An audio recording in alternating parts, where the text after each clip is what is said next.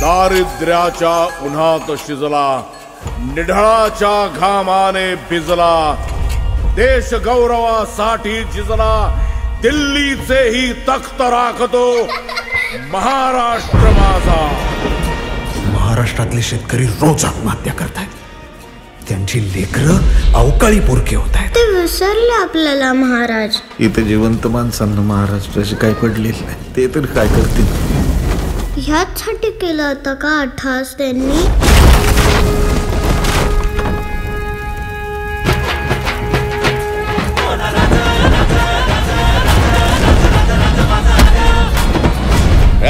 कोण आहेस तू?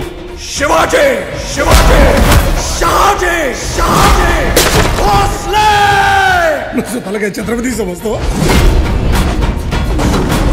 नुसतं समजत नाही आहेच.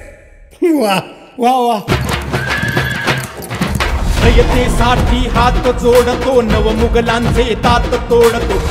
कोणी एकेकाळी बळीराजा म्हणायचे आम्हाला.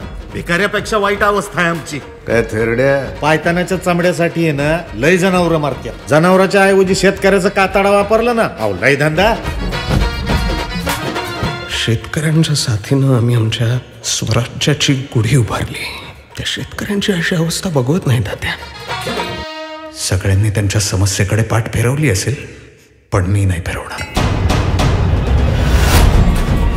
स्वराज्याचं तोरण उभारून 379 वर्ष झाली. मुघल संपले, तुमच्यासारखे विकृत आले माझ्या बळीराजाच्या नशिबी.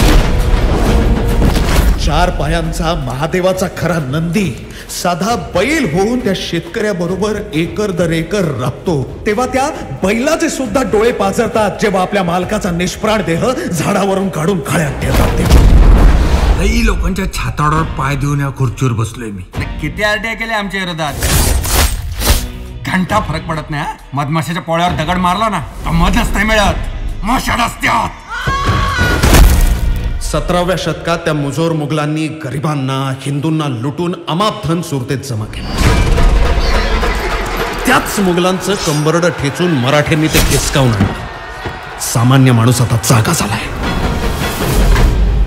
आणि जोपर्यंत तुमच्या सगळ्यांची होळी करत नाही ना, तोपर्यंत तो थांबणार नाही.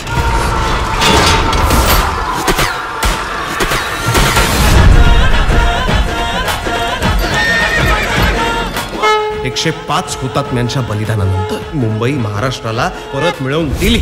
आणि आज त्याच मुंबईत त्या कामगाराचं, त्या शेतकऱ्याचं अस्तित्व काय? तर हुतात्मा चौकात उभा असलेला एक दगडी पुतळा बास, एवढंच.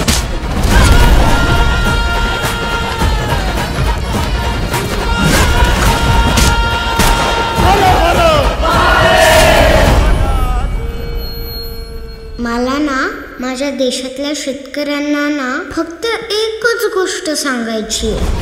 5 वर्षांना तुम्ही आपल्या घरच्यांसाठीच अन्न पिकवा, मग कळेल सगळ्यांना की शेतकरी किती महत्वाचे असतात. श्वास माझा, ध्यास माझा, नसा नसात महाराष्ट्र माझा.